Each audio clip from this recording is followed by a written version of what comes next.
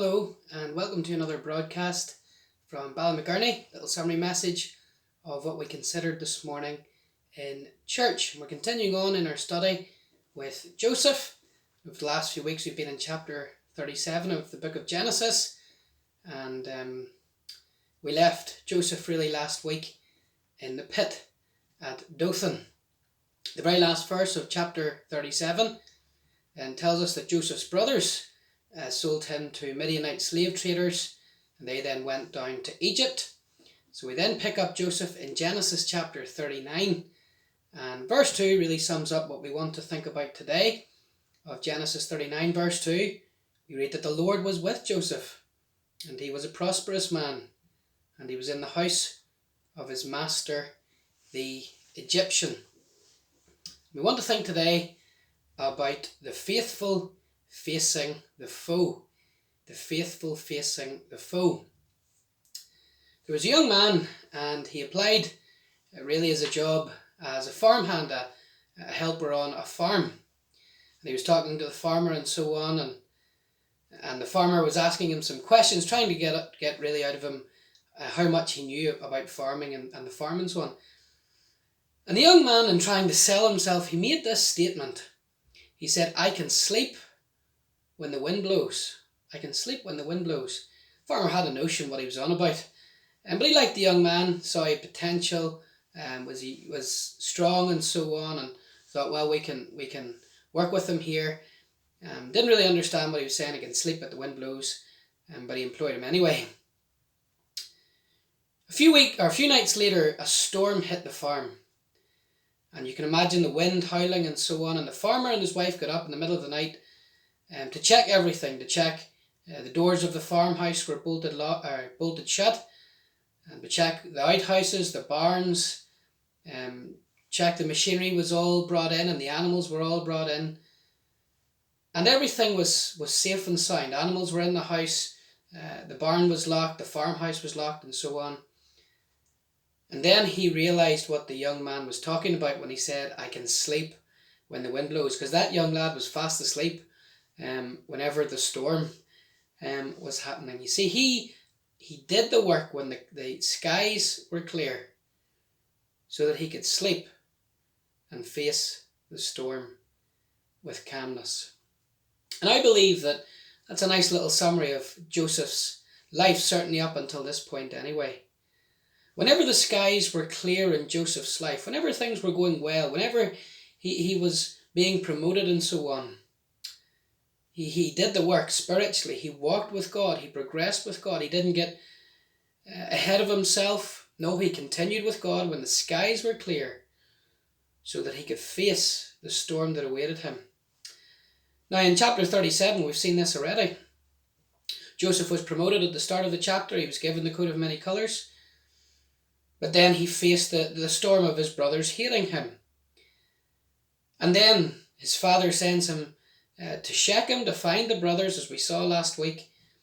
But Joseph, he continues, he persists. He could have stopped at Shechem, could have given up in Shechem, but he continues on to Dothan, and he finds his brothers. But even in spite of that, Joseph's thrown into a pit by his brothers.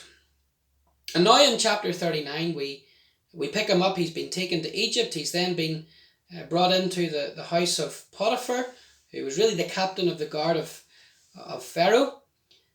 Really, Potiphar's job was just to look after Pharaoh, make sure he stayed alive, make sure that he thwarted any attempts to kill Pharaoh and so on. He was really like his hitman or his bodyguard, as we would say today. That's really was the task of Potiphar, and he had a whole squad under him. And here Joseph is brought in at the start as a slave to this man. But we read in the early verses of this chapter that God, he promotes Joseph. He makes Joseph, Potiphar makes Joseph an overseer in his house. And what I want you to see here then is Joseph, he knows the blessing of God upon him, and he then faces the enemy. He faces the foe. And yet when the storm comes, he has done the work.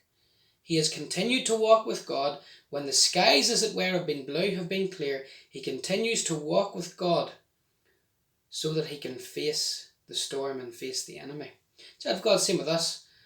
So easy to take our eyes off the Lord when things are going well, when the Lord blesses you and prospers you and furthers you, promotes you even, maybe like Joseph. And yet we're to walk with God in the good times so that we can face the bad. That's really what Joseph's life's all about.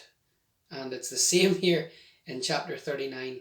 So we want in the first 12 verses, we want to look at this quite familiar incident in the Bible where eventually Joseph is tempted by Potiphar's wife under the heading, the faithful facing the foe.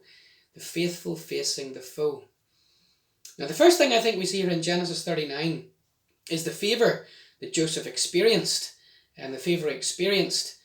In the opening 5 verses you read this saying time and time again that God prospered Joseph, or that he knew that God was with him. Verse 2, for example, the Lord was with Joseph.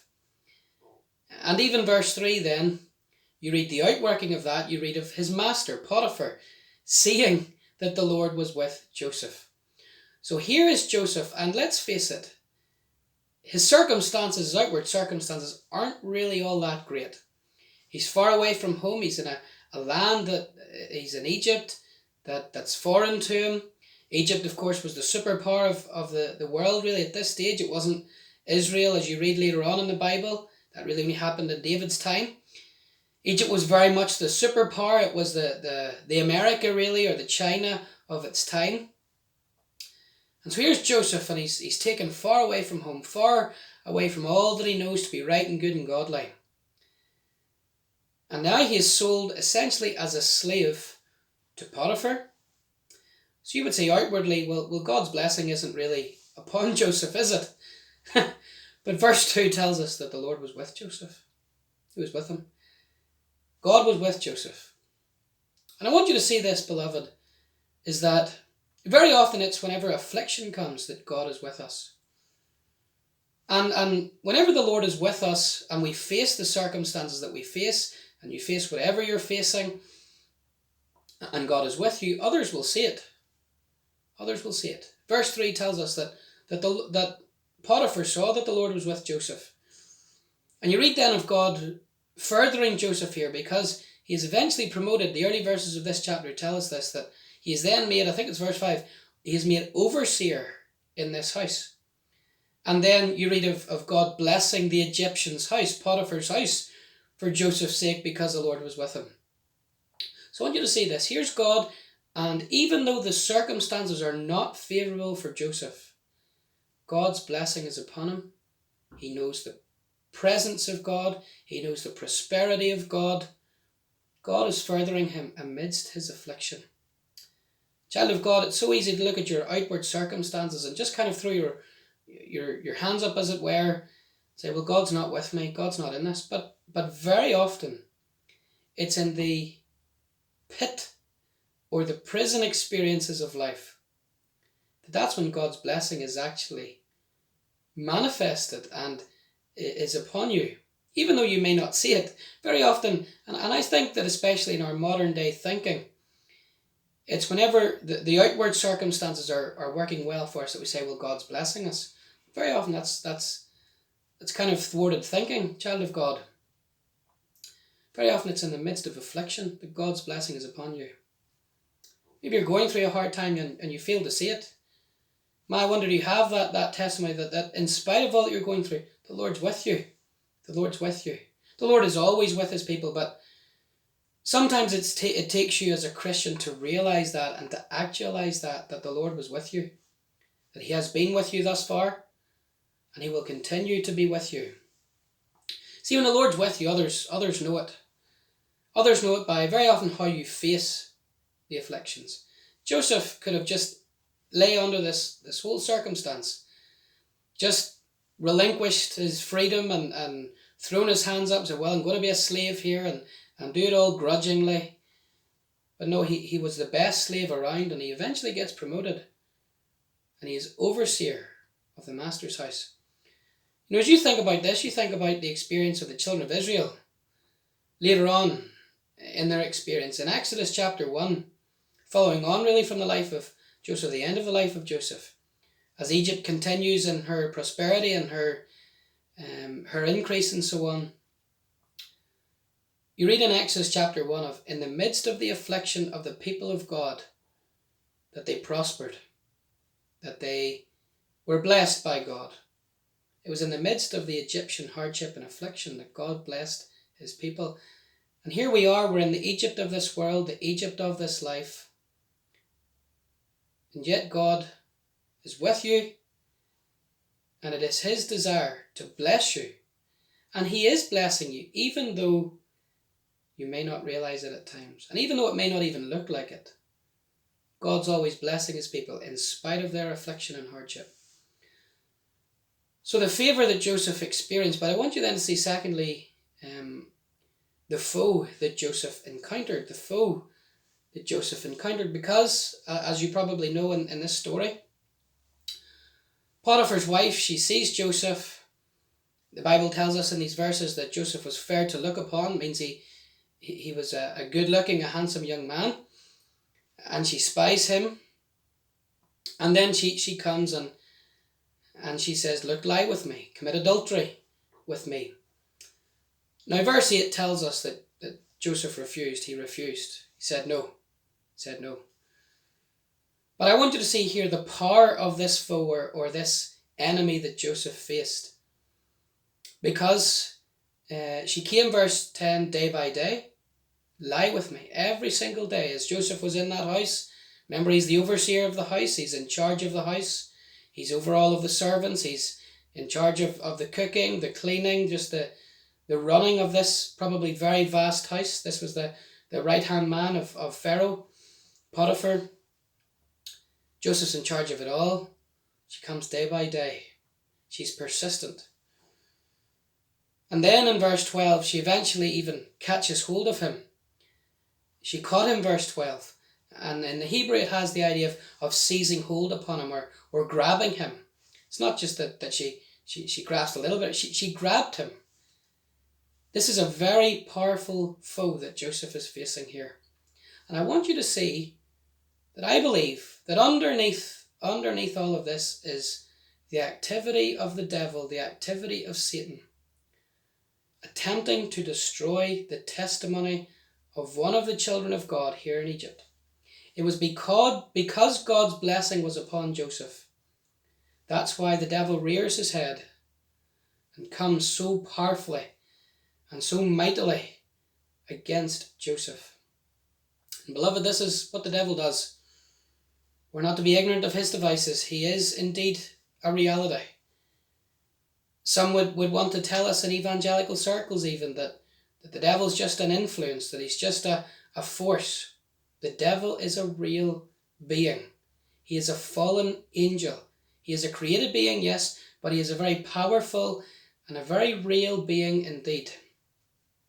And it's whenever God is with you, and it's whenever God is furthering you, whenever God is blessing you, that's when the devil will rear his ugly head and will come against you with all of his vehemency and potency.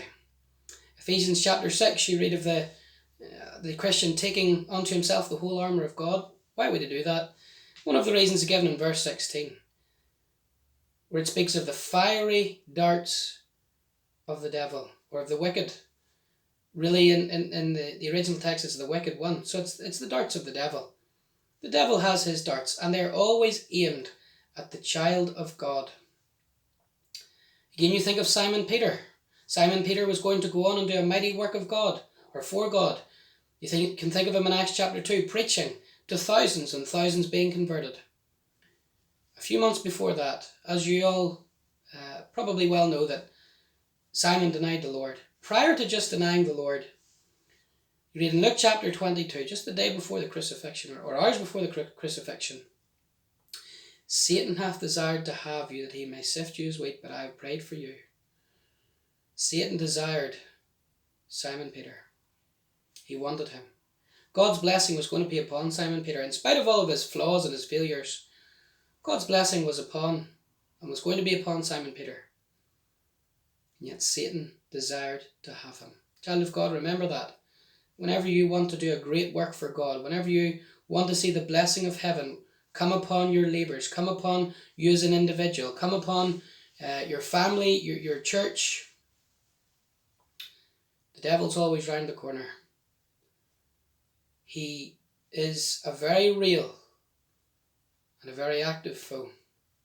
Remember the incident of Job, there in Job chapter 1, and how is Satan described? He is described as coming and going within the earth. He is just roaming the earth, setting his eyes upon the saints of God. It was Hudson Taylor, the great missionary to China. He said, if you expect God to open the windows of heaven upon your life, expect the devil in hell to open the windows of hell upon you as well. And here's Joseph. And yeah, he's going through affliction and hardship, but the windows of heaven are opened upon him. God's with him, and everybody else sees it. And yet the devil in hell, he comes against Joseph, and he tempts him to sin. So there was the favour that Joseph experienced and the foe that he encountered. Lastly, I want you to see here the fear that Joseph exhibited. In verse 9, whenever Joseph is first tempted and asked to lie with Potiphar's wife, I love his response. How can I do this great wickedness and sin against my God? He looks her straight in the eye, and he said, this is transgression of God's holy law. This is sin. And so as he faces the foe, he has a reverence for God. As he has a reverence for God, he also has a respect for others around him. Because here in verse 9 as well, he states, thou art my master's wife. And he tells her that not only would committing this great act be sin against God, but it would also be sinning against his neighbour, against his employer, his master's wife. So he has this wonderful reverence for God, and he has that respect for others around him. He knows that this sin is going to have consequences. And so as he faces the foe, he fears God, and he has this esteem and this respect for others around him. And then he responds accordingly, because verse 12 tells us that he fled. The child of God, when you face the foe, and remember the title of this message is The Faithful Facing the Foe.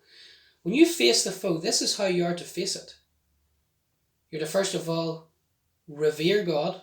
How can I do this great wickedness, sin against my God? You're to always have an eye towards the glory of God.